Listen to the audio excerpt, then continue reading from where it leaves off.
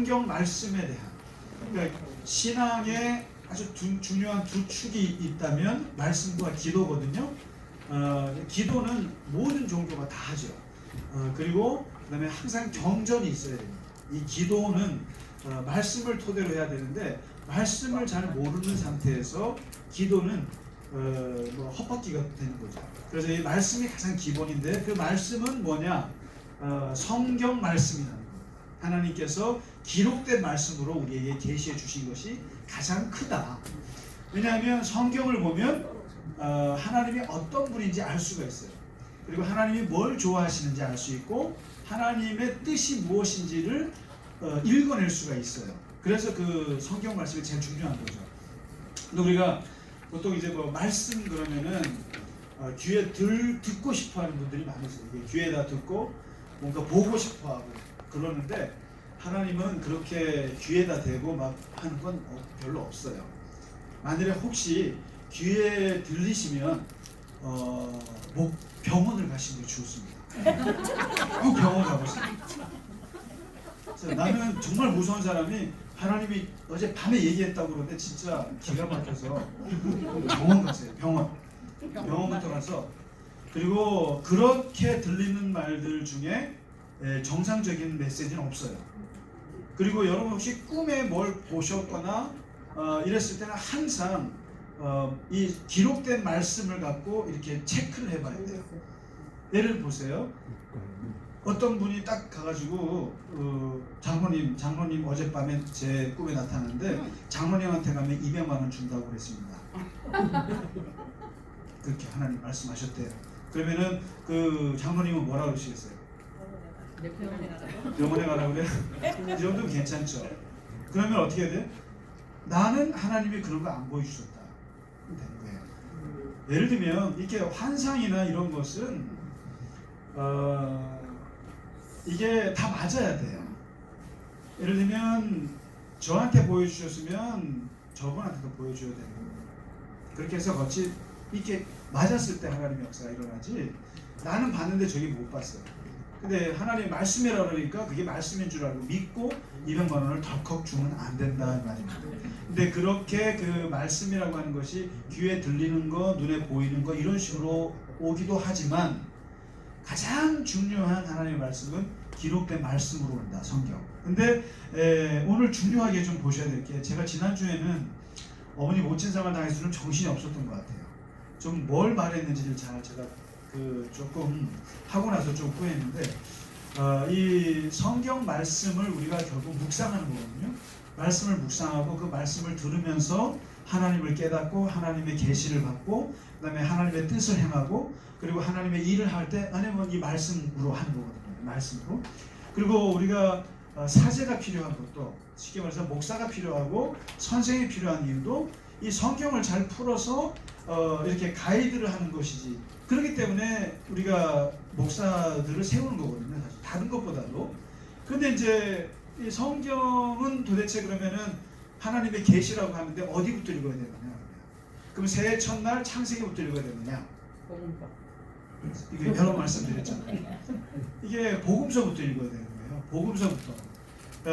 이런 말 있잖아요. 모든 소문은 먼저 들은 게 진리예요.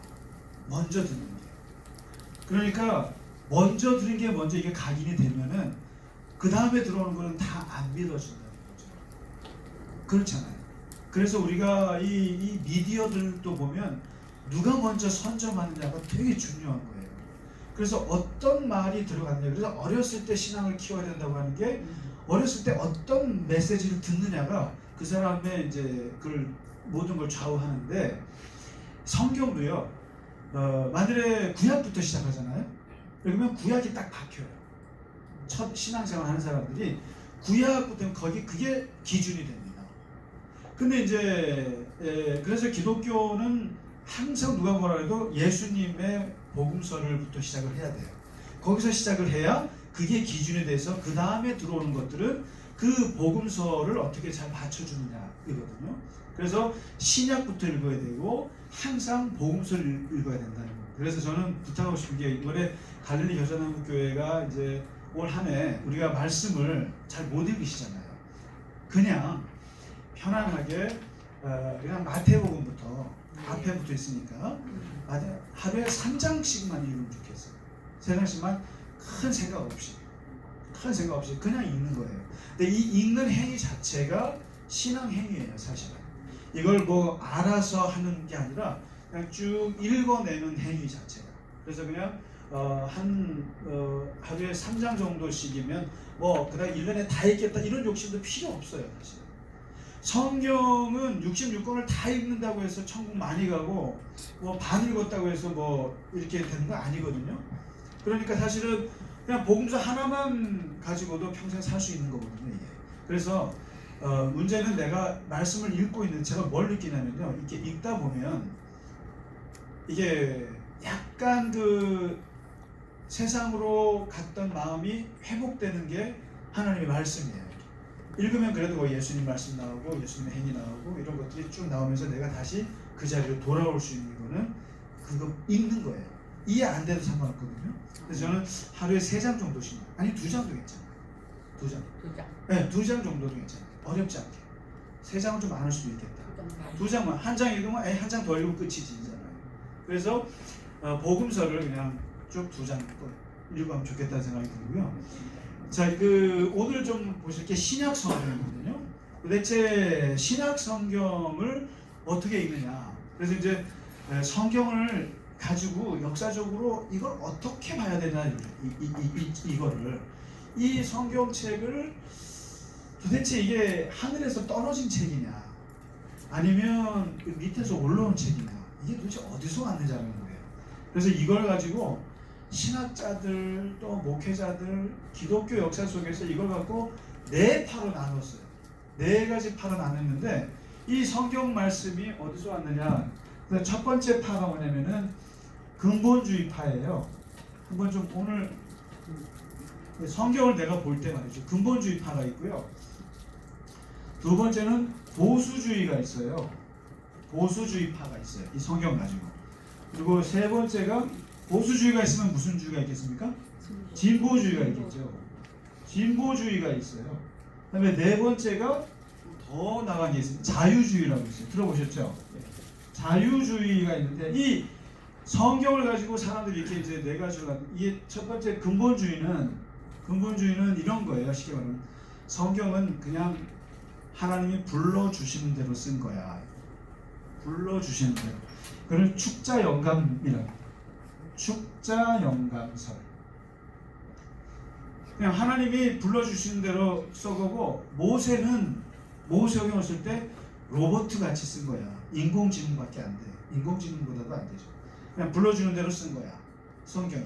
그러니까 이거는 절대로 성경에 오류가 없어. 오류가 있으면 안 돼, 성경. 이게 이제 근본주의자들. 그래서 이게 뭐 몇백 년을 그렇게 생각해 왔어요, 사람들이. 이거는 성경책은 절대로 1.1핵도 손대면 안 돼. 그건 틀린 말이 없어. 다 맞아. 그러니까 쉽게 말하면 여기서 뭐 누가 누굴 죽였다, 이런 것까지 다 성경 하나님이 불러주신 거라는 거예요. 이렇게. 이게 근본주의적인 생각이고요. 그 다음에 이 보수주의는 그거 너무 지나치다는 거예요. 성경을 보다 보니까 연대가 안 맞아요.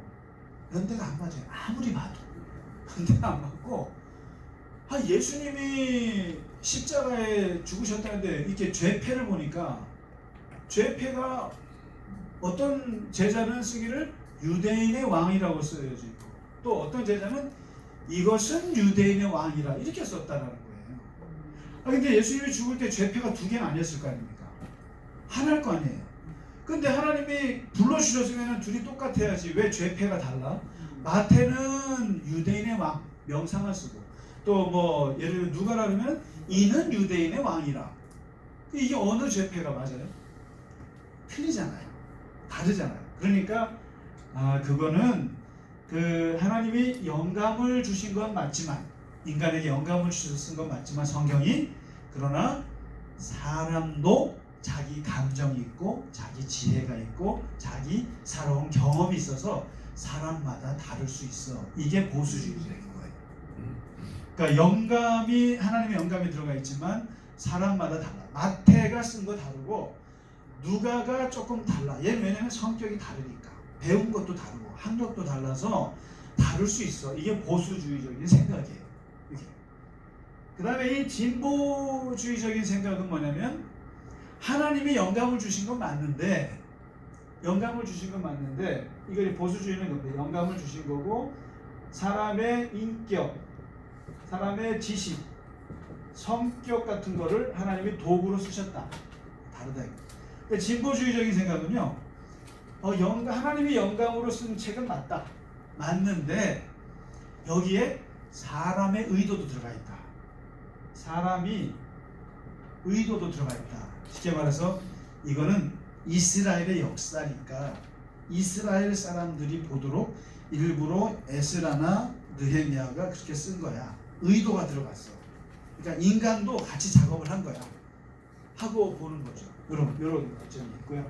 근데 마지막 이 자유주의는 영감은 무슨 영감? 이것은 완전히 인간의 소설이야. 모세가 자기 마음대로 쓴 소설이야. 모세가 쓴 허구야. 그리고 이것은 문학 작품이야. 문학 작품. 자유주의. 그래서 이 자유주의적인 생각 갖고 있는 사람들은 성경을 그냥 일반 책처럼 보는 거예요. 일반 책처럼. 그리스 신화나 뭐 인문학 책처럼 보듯이 보는 거죠. 자, 이 네 개 중에 여러분 어느 입장을 갖고 계십니까? 어느 입장이 좋으시겠어요? 2번. 우리도 똑같이 여기 중에 어느 한 입장이에요. 2번. 1번? 1번 손 들어보실래요? 2번. 2번이면 3번. 4번. 4번이에요? 최영 집사님? 깜짝 놀랐어요. 최 집사님이 자유주의인 줄은 몰랐어요. 진영문 집사님은 3번은 굉장히 잘 어울릴 것 같아요. 그러니까 이게 이런 게 있어요. 근데 대부분의 교회의 신앙인들은 대부분 2번을 주로 견지합니다. 그러니까 하나님이 영감을 주신 건 맞는데 사람들마다 다 성격이 다르다. 그래서 이게 다 색깔이 다르다. 그리고 2번하고 3번을 왔다 갔다 하는 분이 있고 1번하고 2번 왔다 갔다 하는 분이 있어요. 그렇죠? 이게 이렇습니다. 그러니까 성경을 어떻게 보면 이게 굉장히 중요한 거예요. 문학 작품으로 보면 그냥 인문학 책 보듯이 보면 될 거예요. 그냥 거기에는 구원도 없고 거기에는 하나님의 섭리도 없어요. 그리고 그러나 이제 이렇게 2번 보수적 이런 영감 이걸 이제 보는데 중요한 것은 이 성경이라고 하는 것이 분명한 것은 이렇게 하늘에서 뚝 떨어진 건 아니다라는 거예요. 이게 왜 그러냐면 구약 성경은 800년 걸렸어요. 800년. 그러니까 이게 언제부터 쓰기 시작했냐면은 여러분 그 바벨론 포로 역사 아시죠? 그 성경의 구약의 맨 끝에 보면 포로 70년 됐을 때 그때 이제 우리가 이렇게 살아면 안 되겠구나 하고 역사를 반성해서 쓰기 시작하면서 성경이 시작이 되거든요. 구약 성경이 그때부터 시작을 해서 AD 90년에 이때 이제 기독교가 막 커갈 때였어요. 이때 유대교가 우리도 안 되겠다 싶어서 자기네 히브리 구약 성경을 이게 우리 유대인들이 믿는 성경이다라고 딱 정경화라고 해요. 정경화하면은 누가 생각나시나요? 바이올린 정경화가 생각나죠. 이게 캐노나이즈라고 해요. 캐논 아시죠? 기준, 스탠다드. 우리가 믿는 성경은 여기까지. 그래서 구약의 39권. 이거 우리 유대인들의 책이야. 경전이야 하고 딱 정해요. 얀니아 회의라는 데서 정하거든요. 정합니다. 네? 뭐가 안 보이세요? 네, 정경화. 그 다음에 신약 성경은요. 오늘 공부할 신약 성경은 100년 동안 썼어요.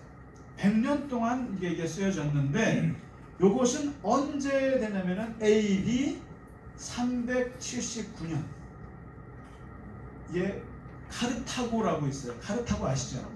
카르타고에서 회의를 해서 거기서 우리는 27권을 우리 기독교인들의 경전으로 받아들인다. 결정을 해버린 거예요. 그래서 신학이. 네. 그리고 이제 여기서 이제 우리 개신교 종교개혁파하고 나중에 이 카톨릭하고 좀 차이가 나죠. 카톨릭은 또 뭐가 있어요? 외경이 좀 있죠. 외경이 더 있죠. 좀. 외경이 더 있는데 이 개신교는 27권으로 딱 끝냈어요. 그렇게 해서 이제 신약이 정경화된다고.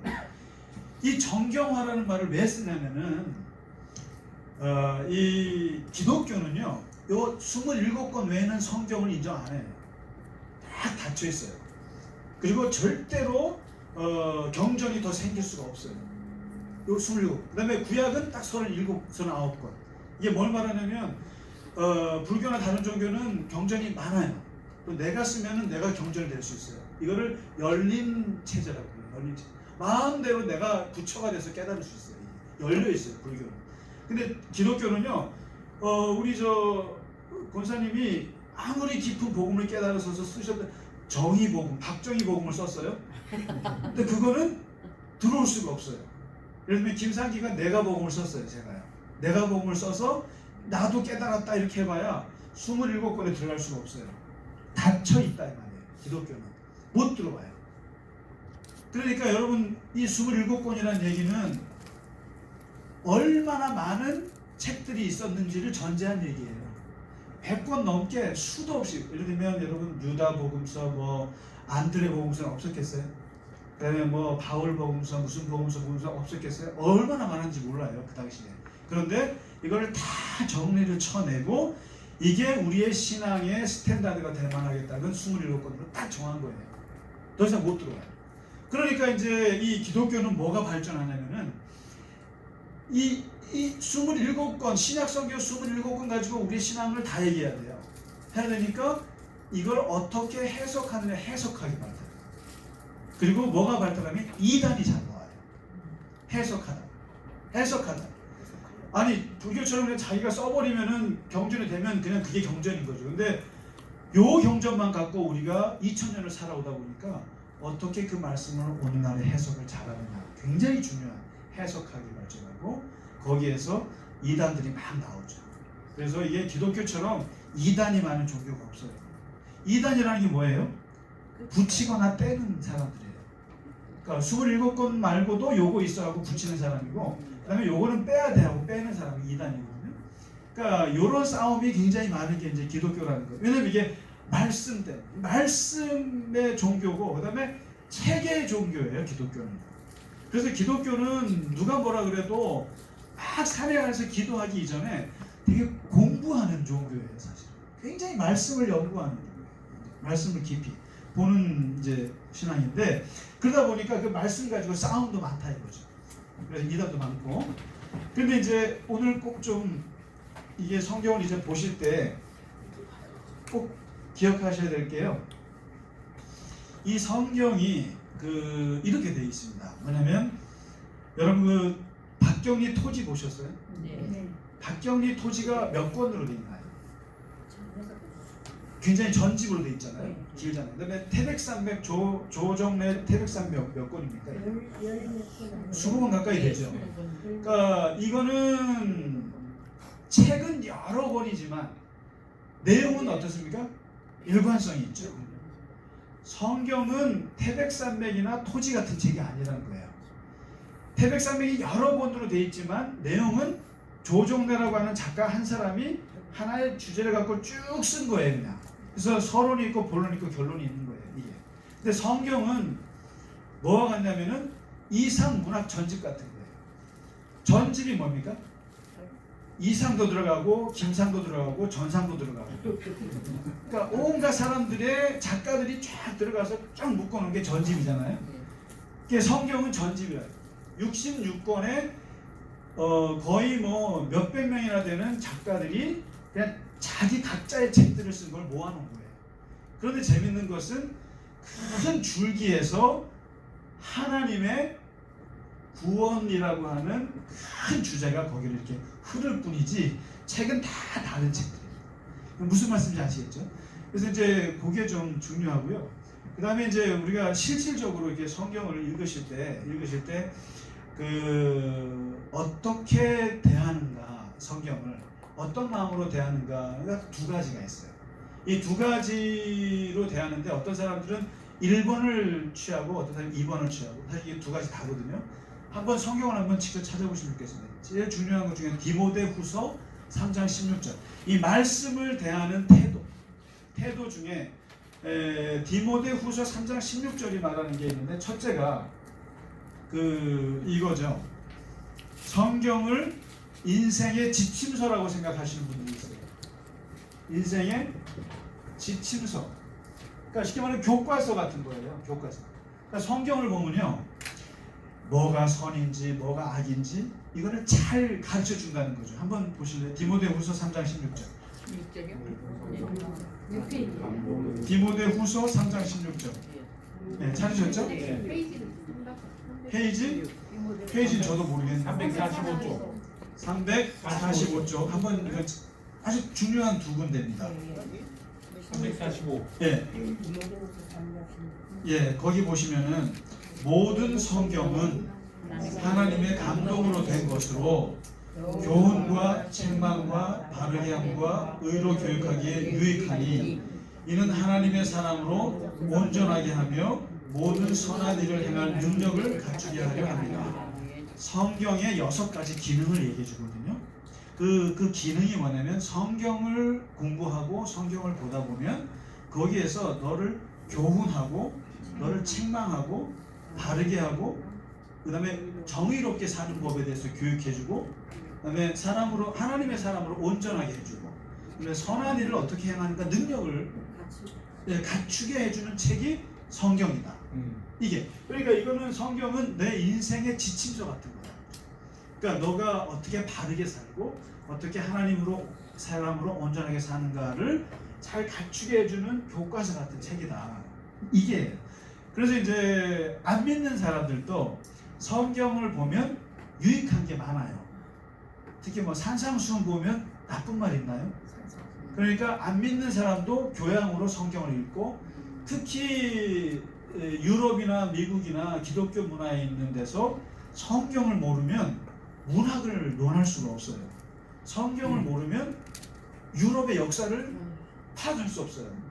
거기에 수많은 아브라함을 모티브로 한 작품들, 무슨 뭐 이삭을 모티브로 하는 거 얼마나 작품이 많은데 기독교 역사가.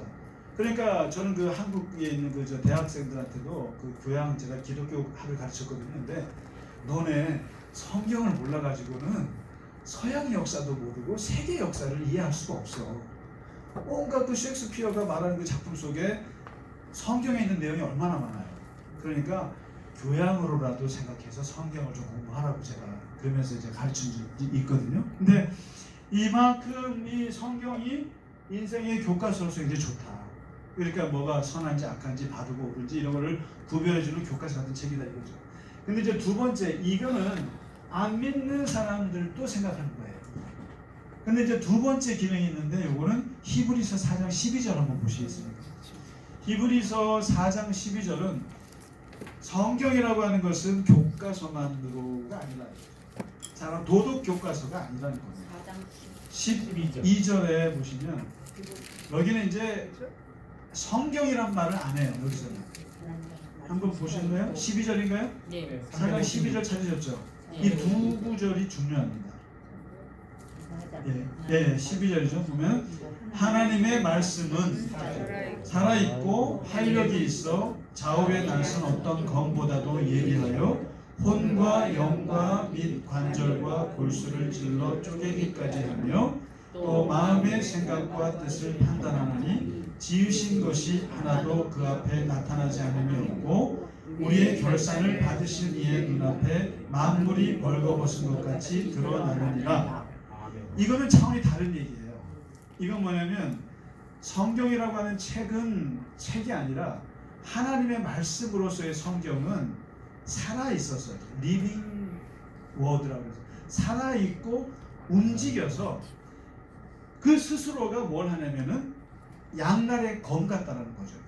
검같이 이게 읽는 사람들의 영혼을 쪼갠다라는 거예요. 들어와서 우리는 이 교과서는 내가 교과서를 보는 거잖아요. 근데 이게 성경 말씀이라고 하는 것은 내가 보는 것 같지만 말씀이 나를 본다라는 거예요. 지금 말씀이 나를 보는데 이게 칼같이 들어와서 혼과 뭐죠? 영과 관절과 골수를 이렇게 쪼갠다라는 거예요. 그러니까 이게 이제 이런 겁니다. 내가 술을 먹고 술이 나를 먹는다는 거 아시죠? 술 먹어보신 분들 아시죠? 술의 3단계. 내가 술을 먹고 술이 술을 먹고 술이 나를 먹는다. 이 말처럼 내가 성경을 보고 성경이 성경을 읽고 성경이 나를 읽는다라는 거예요. 이거예요. 그러니까 말씀이 나에게 와서 나를 쪼갠다라는 거예요. 나를 쪼개고 뭐라고 그럽니까 이게? 마음의 생각과 뜻을 판단한다는 거예요. 말씀이 나를 판단한다는 거예요. 그리고 그 앞에 다 드러난다는 거예요. 만물이 벌거벗은 것처럼 말씀 앞에서 다 드러난다. 이게 뭡니까? 이건 뭐냐면 그래서 성경을 읽다가 눈물을 흘리는 이유가 바로 그거예요. 그러니까 이게 편지라는 거예요. 영혼의 편지. 영혼의 편지라는 거예요. 편지. 그러니까 우리가 교과서를 보고 울진 않지 않습니까? 머리만 아프지. 머리만 아프죠. 외워야 돼요. 근데 군대 간 자식이 그 훈련소에서 벗어온 그 흙 묻은 옷 보내면 거기에 어머니 걱정하지 마세요. 저 잘 먹고 초코파이 잘 먹고 있습니다. 이러면 어머니가 눈물이 펑펑 쏟아지죠. 이거는 편지라는 거예요. 편지라고 하는 것은 인격이 들어가 있고 상대방의 마음이 읽혀지는 게 편지예요. 그래서 눈물이 나고 감정이 솟아나요. 그래서 성경을 읽을 때 막 읽으면서 눈물이 나고 거기서 감동이 있고 심지어는 성경을 읽다가 치유가 되는 이유는 바로 이게 교과서가 아니라는 거예요. 교과서를 넘어서 하나님이 들어오셔서 역사하시는 통로가 성경이라는 거예요. 그래서 우리가 큐티를 하고 묵상을 하고 성경을 읽는 게 제가 아까 그랬잖아요. 신앙의 행위고 중요한 행위라는 게 기도 행위거든요. 이게 기도 행위. 그래서 성경을 읽다 보면 내가 읽는 것 같지만 내가 아무것도 몰라도 그 말씀을 통해서 하나님이 내게 들어오신다는 거죠. 들어오시고 말씀하시고 깨닫게 하시고 때로는 쪼개기도 하고 치유까지 하시는 거예요. 그래서 굉장히 무서워요. 그러니까 이 두 가지가 단데 기독교인들은 기본적으로 이걸 갖고 있어요. 그래서 하나님 말씀 앞에 선다고 그러죠. 성경 읽으면서 하나님 말씀으로 받아들이지 교과서의 가르침으로 생각하는 사람 하나도 없어요. 그러니까 이제 울기도 하고 그런 거거든요. 그래서 이제 이런 태도가 있다는 거 좀 짚고 가고요. 그 다음에 이제 중요한 게 성경을 읽을 때, 성경을 읽으실 때 예를 들면 복음서 있지 않습니까? 이게 다 이야기잖아요. 이야기들 읽고 가르침 읽고 예수님 말씀 읽고 할 때 이 세 가지 읽는 방식이 있어요. 첫째는 읽을 때는 항상 이게 성경 읽을 때는 결국은 사실 있는 그대로 읽는 거죠. 아 도대체 뭔 사실이래? 이게 무슨 일이 일어났지? 예를 들면 다윗이 밧세바를 간음을 했어요. 아유 나쁜 놈. 어쩌다가 베드로가 예수님을 막 부인한 게 아유 나쁜 놈. 어떻게 그렇게 예수님은 그렇게 잘해줬는데 그렇게 막 3번이나 부인할 수 있어? 사실 그대로를 읽는 겁니다. 이게 처음에 이렇게 읽죠. 그 다음에 두 번째는 사실 그대로를 보고 나서 사실은 사실인데 사실 배면에 진실이 뭘까를 좀 이해하기 시작하는 게 있어요. 이게 좀 깊이 들어가는 거예요. 왜냐면 다윗이 왜 그런 짓을 하게 됐을까?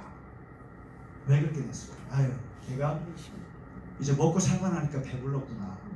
상황이 그렇지 않습니까? 다 전쟁 정리 되고 다 나라가 안정되니까 등 따시고 배부르면서 그런 짓을 한 거죠. 베드로가 왜 그랬을까? 처음에는 아유 나쁜 놈 어떻게 스승을 배신해? 이랬다가도 그럴 수밖에 없는 이유가 뭘까? 뭐가 없을까? 베드로도 겁이 많았겠네. 베드로도 여러 가지 상황 이거 이해하는 대면에 있는 진실들을 이제 이해하는 게 있습니다. 그 다음에 이제 세 번째 꼭 잊어버리지 말아야 될 것이 있는데 이것이 되고 나면은 그 다음에 나는 베드로가 아닌가? 그럼 뭐 내가 그 자리에 있으면 그럼 나는 그러면 뭐 예수님은 난 같이 죽겠습니다 그럴까? 나도 등 따스고 배부르고 뭐 다 잘 되면 밧세바가 눈에 안 들어올까? 그러면서 이게 나의 현실로 해석하는 단계가 이게 마지막이에요. 이걸 적용이라고 그러죠. 나의 문제. 그러니까 모든 성경은 우리는 그렇지 않습니까? 뉴스가 나오면 자동차 남의 얘기로 하잖아요. 근데 정말 똑똑한 사람, 지혜로운 사람은 저 범죄, 비리 그런 기사들을 읽으면서 항상 나 조심해야지 이렇게까지 생각하는 사람인 거죠. 그런 것처럼 성경은 다윗을 읽으면서 나를 읽는 것까지 가야 된다는 거죠. 나는 그러면 그럴 수 없나?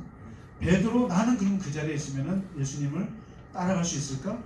자기로 적용하는 것까지 끝나야 성경의 완벽한 읽기다라는 거거든요. 자, 그래서 이번 지금 저 기본적인 그런 정도 하고요. 오늘부터 좀 성경 좀 읽어보세요. 네. 대답은 다 대답을 안 하는 사람들이 있어요. 네, 그냥 읽으시면 됩니다. 그래서 저는 제가 얼마나 성경 공부를 많이 해봤겠어요. 그리고 얼마나 아이들한테 또 청소년들한테 성경을 읽혀서 좀 이렇게 해보려고 했어요. 근데 그게 아니고요. 콩나물에 물 주는 것처럼 읽어야 된다는 생각이 들어요. 몰라도 된다. 성경을 알기 위해서 하기보다 그냥 읽는 것 자체가 중요하다. 편안하게 읽으시는 거죠. 자, 오늘은 이제 신약 성경이기 때문에 간단하게 정리하고 마치겠습니다. 구약은 제가 네 덩어리라고 말씀드렸잖아요. 모세오경 한 덩어리, 역사서 한 덩어리, 그 다음에 예언서 한 덩어리, 시가서 한 덩어리, 이렇게 해서 네 덩어리로 39권이 돼 있다 했는데, 신약은 덩어리랄 것도 없어요. 덩어리랄 것도 없는데 아주 간단하게 세 덩어리예요. 세 덩어리인데 하나가 제일 큰 덩어리가 복음서입니다. 복음서. 근데 두 번째 덩어리가 역사서인데 구약의 역사서하고는 질이 달라요. 딱 사도행전 하나밖에 없어요. 사도행전 하나예요. 그 다음에 마지막 덩어리가 이렇게 있는데 이게 사도들의 편지입니다. 편지들 뭔지 아시죠? 바울의 편지, 야고보의 편지, 요한의 편지, 베드로의 편지, 이름 모를 히브리서 같은 편지. 이게 전부예요. 그러니까 신약은 이게 전부예요. 그러면은 신약은 어떤 흐름이 있느냐? 구약이라고 하는 것은 하나님의 구원과 하나님의 역사가 이스라엘이라는 역사, 실제 역사를 통해서 쭉 내려오는 거 아닙니까? 쭉 내려오는 건데, 이 신약이라고 하는 것은 핵심이 뭐냐면은 예수 그리스도의 말씀입니다. 그리고 예수 그리스도가 이게 곧 뭘 말하냐면 이게 복음입니다. 복음. 기쁜 소식이라는 거죠. 그리고 예수 그리스도가 새로운 언약입니다. 새로운 언약. 새로운 약속. 하나님의 약속. 하나님의 주신 약속이 예수 그리스도입니다. 그러니까 신약은 다른 거 없이 예수 그리스도가 누구냐? 그분 자체가 복음인데 그분의 전기, 그분의 삶의 이야기 하나하나가 다 복음이에요. 그러니까 우리는 예수님의 그 살아오신 것 하나하나를 뜯어보는 것 그 자체가 아주 중요한 하나님의 말씀인데, 그 예수 그리스도의 말씀 중에 그분이 누구냐라고 말한 게 복음서고요.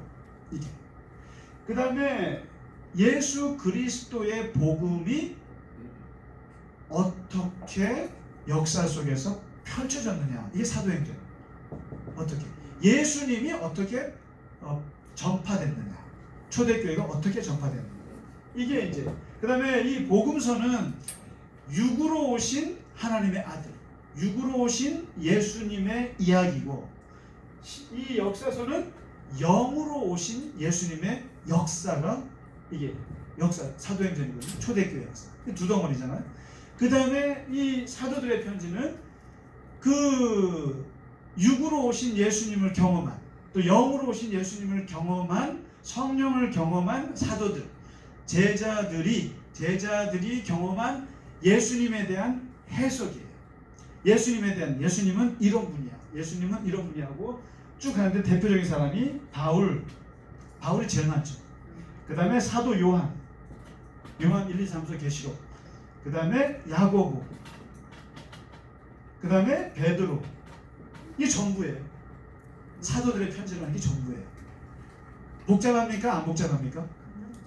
안 복잡해요. 신약은 오직 예수님 얘기예요.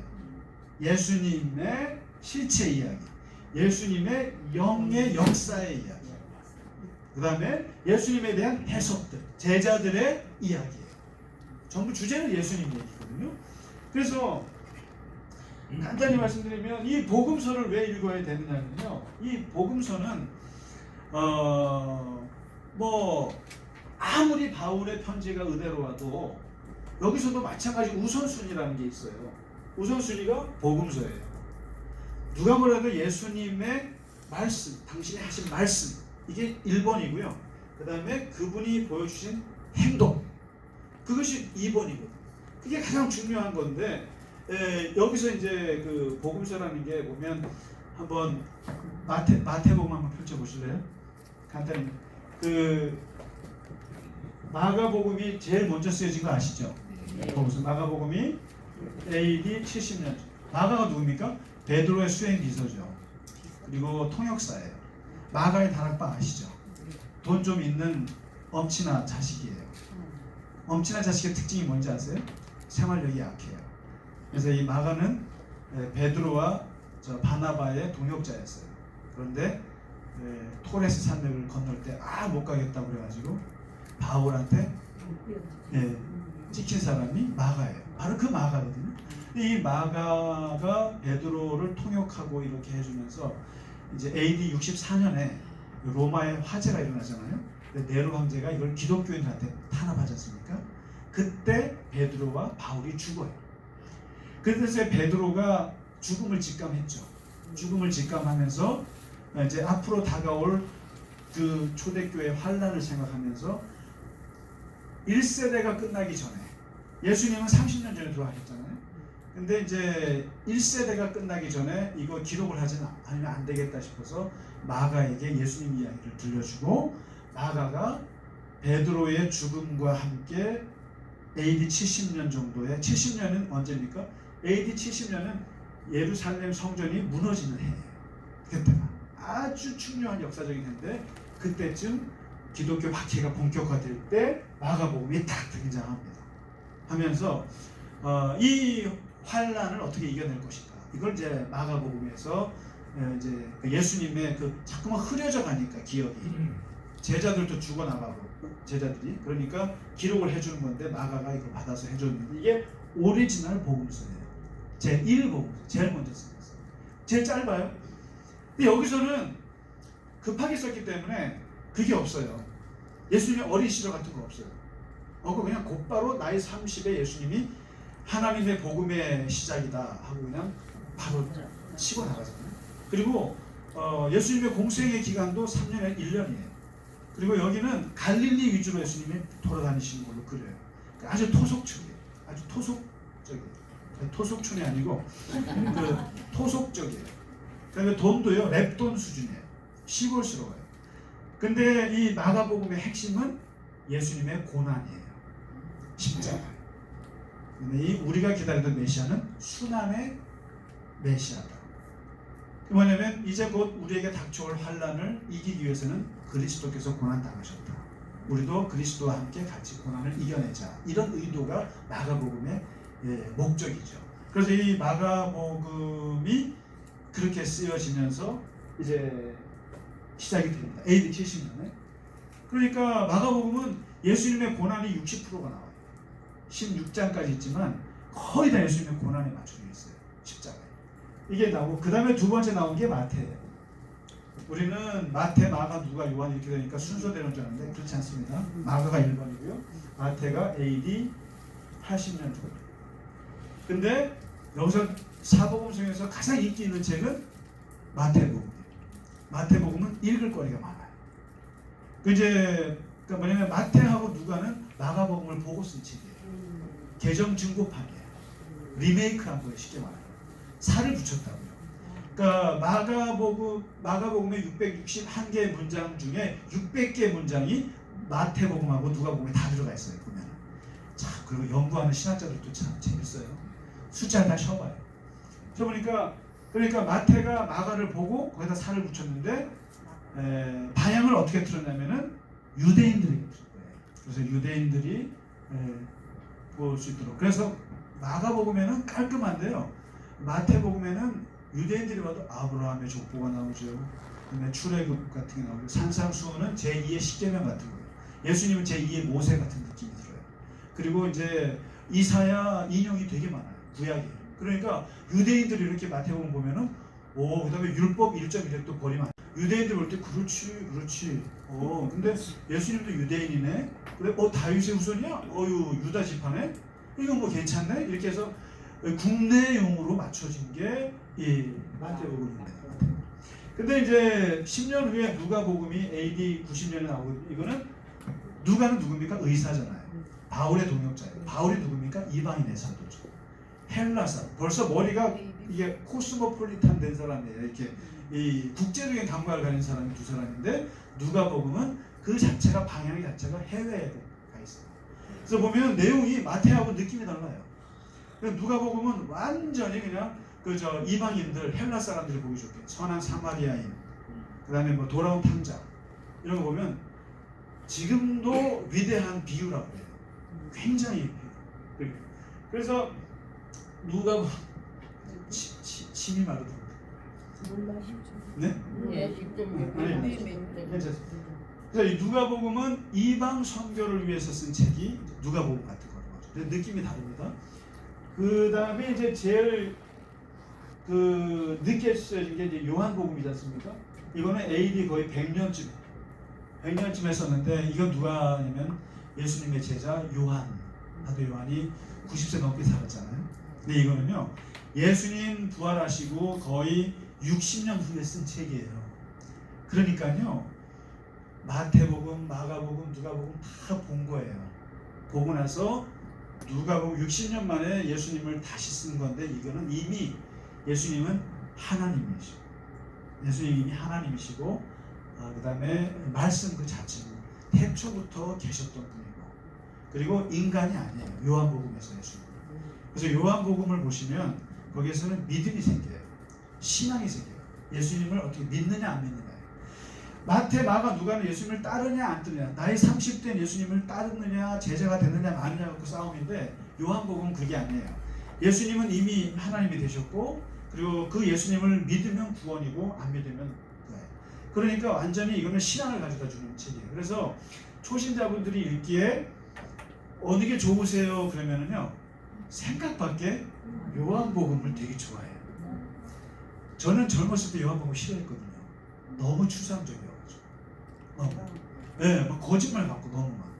근데 여기는 예수님이 그냥 뭐 갈릴리 같은 데서 안 놀아요. 시골 같은 데서 안 노세요 예수님은. 그리고 뭐 여기 갔다 저기 갔다 이런 지저분한 얘기가 없어요. 없고 예수님은 그냥 딱 요한복음 2장인가 3장에 바로 그냥 예루살렘 성전에 들어가서 성전 둘러엎으세요. 다른 복음서들은 맨 끝에 성전을 둘러엎으시게 나오시거든요. 근데 진정한 성전이신 예수님께서 가짜 성전을 둘러엎으시는 거예요.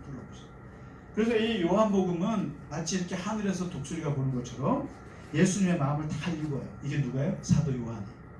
사도 요한은 그래서 이 요한복음은 이 앞에 있는 세 복음서가 본질적으로 다릅니다. 달라요. 그래서 이 복음서가 어쨌든 한 40-50년 동안에 걸쳐서 이렇게 쓰여지는데 이 복음서를 통해서 이제 예수님을 기억하는 유일한 책이 바로 이 네 권입니다. 우리가 예수님을 아는 방법은 이거밖에 없어요. 뭐 요즘에 뭐 도마복음도 나왔다, 뭐 유다복음도 있다고 하지만 참조는 되지만 기본적으로는 이 복음서 네 권으로 예수님을 알 수밖에 없죠. 요거고요. 그 다음에 이제 이 사도행전은 아시잖아요.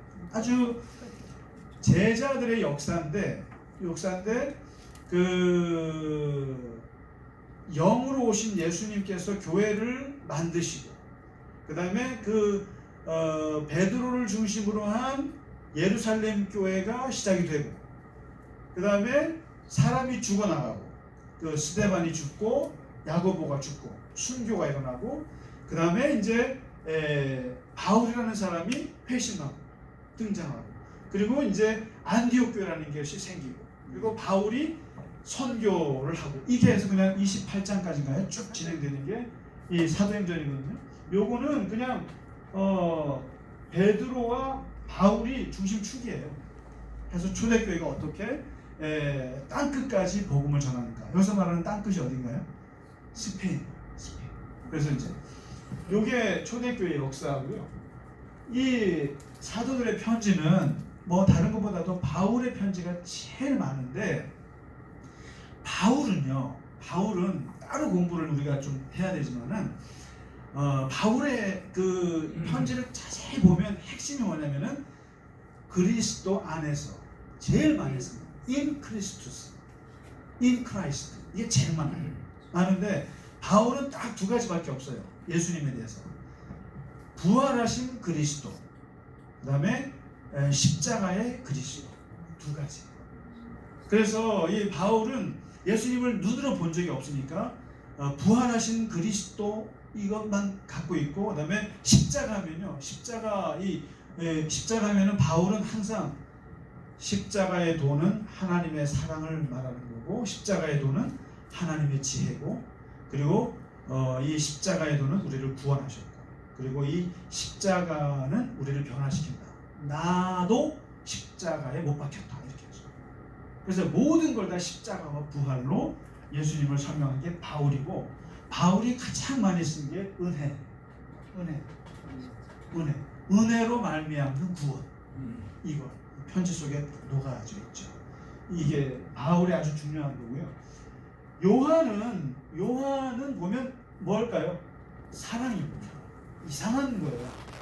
아까도 말씀드렸지만 요한이라는 사람은 과격한 사람인데, 인생을 오래 살다 보면 사랑이 넘치나 봐요, 권사님. 남는 건 사랑인가 봐요. 이게요, 이 사도 요한과 사도 요한 이제 사랑의 사도라고 그러는데, 요한 1, 2, 3서를 보세요. 사랑이 막 흘러 넘치는데 뭐냐면 그게 얼마나 깊게 얘기하냐면 하나님 이꼴 사랑이다, 이렇게 얘기하죠. 그러니까 하나님은 사랑의 본체시고 예수님은 사랑의 실체로 나타나죠. 그러니까 다 사랑으로 풀어요. 근데 예수님이 십계명을 사랑으로 푼 것처럼 요한은 예수님의 본질을 정확히 꿰뚫은 유일한 사도인 것 같아요. 그러니까 예수님이 요한이, 그러니까 예수님이 십계명을 두 개로 줄이시오 그랬더니 하나님을 사랑하고 이웃을 사랑하고 이렇게 사랑으로 정리하시잖아요. 근데 요한은 한 90세 100세까지 살면서 그가 예수님에게 깨달은 건 사랑이라는 거예요. 그러니까 이런 게 있어야 돼요. 그러니까 우리가 신앙생활을 하면서 어느 순간에 내가 하나로 이렇게 뭉쳐지는 뭔가가 있어야 돼요. 아, 인생이란 뭐다, 또는 신앙이라고 하는 것이 결국 뭐더라 했을 때 바울은 신앙이라고 하는 것이 은혜다. 그러니까 그 율법으로 그냥 공로로 그냥 천국 가려고 30년 이상을 살아왔던 사람이 예수님 만나고 나서 헷가당한 게 은혜다. 아무것도 아니다. 율법 공부한 거 아무것도 아니고 하나님 은혜다, 이거고, 요한은 인생 살아보니 남는 건 결국 사랑이다. 하나님의 사랑밖에 없다. 그래서 이 7교회 있지 않습니까? 소아시아 7교회를 저거 했어요. 사도 요한이 목회를 했어요. 다 여기를 감독하고 관리하고 했는데, 나이 90대에서 이제 전설에 의하면 이제 사도님 나오셔서 한 말씀 하시죠. 그러면은 또 사랑하세요. 그러면 또 올라오셔서 하면 하시는 말씀 맨날 사랑하니까 교인들이 짜증나는 거예요. 그래서 사도님은 올라올 때마다 사랑밖에 말할 게 없다고 말하는 게 설교거리가 다 떨어지신 거죠. 근데 사도 요한이 말한 것 중에 사랑하면 죄도 안 지어. 사랑하면 죄도 안 지어. 하나님 사랑하고 서로 사랑하면 죄도 안 지고 다 이길 수 있고 두려움도 없어. 이게 사도 요한. 모든 걸 사랑으로 꿰는 거죠. 대단한. 아무튼 야고보는 누군지 아시죠? 이 야고보서는 꼭 좀 읽어보세요. 야고보는 예수님의 친동생 야고보예요. 요한의 형 야고보는 일찌감치 죽어요. 일찌감치 죽고 첫 순교자잖아요. 근데 이 야고보는 예수님의 친동생 야고보, 낙타무릎 야고보, 의인 중에 의인 야고보, 그리고 아주 기도를 많이 하는 야고보, 그리고 초대교회 베드로보다 더 기둥 같은 사람이 야고보였어요.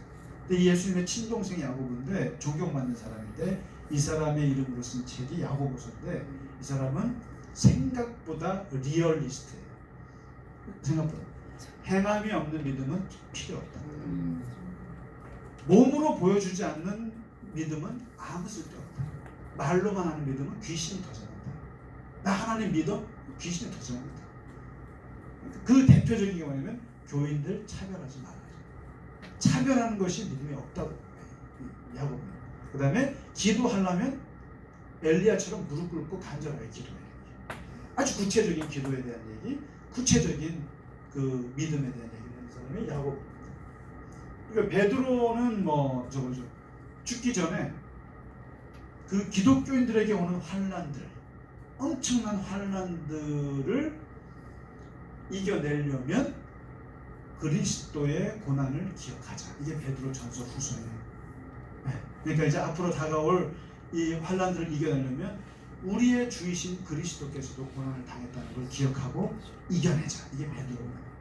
그러니까 이게 이제 다 그리스도의 예수 그리스도에 대한 이야기죠. 그러니까 오늘 이제 신약 성경 안 읽으셔도 됩니다. 다 읽으셨어요. 그러니까 이게 신약의 전부예요, 사실은. 전부예요. 요한계시록은 뭐 이거죠. 환난 당하고 있는 우리에게 마지막 그리스도께서 우리에게 주시는 엄청난 위로의 메시지가 요한계시록이죠. 이 메시지, 그러니까 천국을 생각하고 그리고 하나님이 주신 심판과 하나님의 보상을 생각하면서 이 고난을 이겨내다. 이게 이제 요한계시록 같은 거죠. 그러니까 이 신약은 어쨌든 예수 그리스도의 말씀으로 꿰뚫고 있다.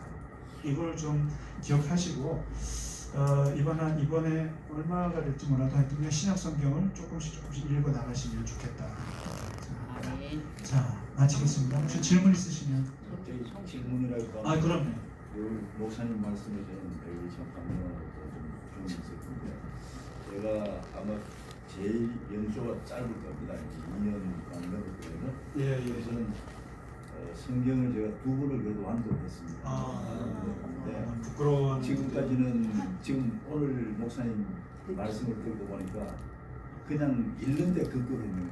그래서 오늘 말씀이 정말 다시 한번 성경을 읽는데 큰 데 도움이 되고, 지금 제가 이제 저는 그 시편 하루에 5번, 그리고 잠언 1장, 잠언이 31장까지 있어요. 딱 한 달입니다. 한 장.